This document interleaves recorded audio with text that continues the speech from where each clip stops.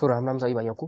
भाइयों, आज हम आप बताएंगे कि परमाणु हथियार क्या होता है और परमाणु विस्फोट क्या है। आज इस सब मामले में, क्योंकि आप सभी देख पा रहे हो कि अभी अपनी इंडिया और पाकिस्तान में वार हुआ है, यानी युद्ध चल रहा है। तो इस समय परमाणु हथियार का काफी यूज किया जा रहा है और परमाणु जो बम होती है उसका उपयोग करने की संभावना जताई जा रही है।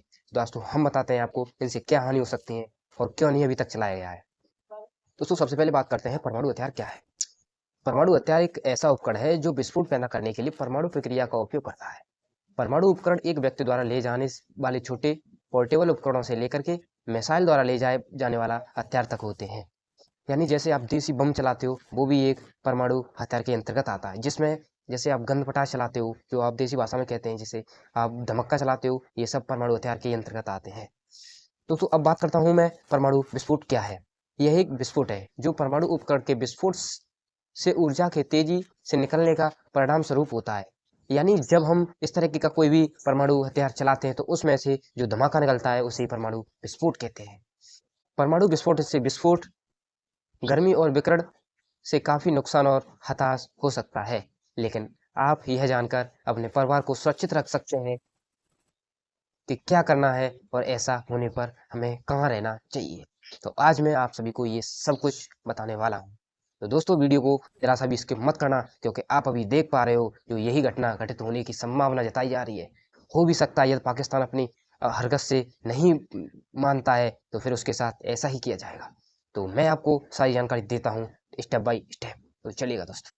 दोस्तों, अब मैं बताता हूँ कि विस्फोट क्षेत्र के अलावा परमाणु विस्फोट का सबसे खतरनाक हिस्सा क्या है। क्या होता है सबसे खतरनाक? तो विस्फोट के बाद पहले कुछ घंटों में फॉलआउट सबसे ज्यादा खतरनाक होता है। जब यह सबसे ज्यादा विकिरण उत्सर्जित करता है, यानी जब विस्फोट पड़ता है तो उससे जो भी आग निकलती है वो सबसे ज्यादा खतरनाक होती है।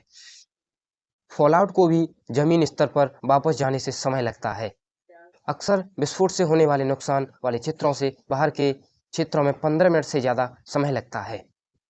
दोस्तों, अब हम आपको इनकी शर्तें बताते हैं, इनके बारे में और थोड़ा डिटेल में बताते हैं। चलिए दोस्तों, तो जब विस्फोट होता है तो हम कहते हैं उस समय विस्फोट एक जोन होता है। जैसे आप पबजी खेलते हो तो उस पबजी में आपके पास जैसे जोन आता है तो आप वहां से निकल के भागते हो, तो सेम वही इसे ही कहते हैं विस्फोट जोन।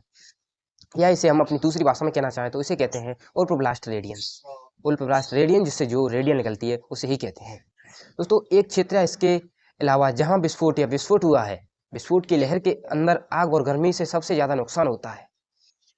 फिर बात करते हैं दोस्तों ब्लास्ट वेव। जो ब्लास्ट वेव जब ब्लास्ट हो जाता है तो उसके पास जो कण निकलती हैं उन्हें कहते हैं ब्लास्ट वेव। विस्फोट से कई मील दूर तक मौत, चोट और संचार का नुकसान पहुंच सकती है। विस्फोट एक बम या विस्फोट उपकरण से विस्फोट करने की क्रिया है। इलेक्ट्रॉनिक पल्स, ईपीएम कहते हैं जिसे। तो विस्फोट में कई मील दूर तक इलेक्ट्रॉन को नुकसान पहुंच सकता है और आगे अत्यार्थी व्यवस्थान पैदा कर सकता है।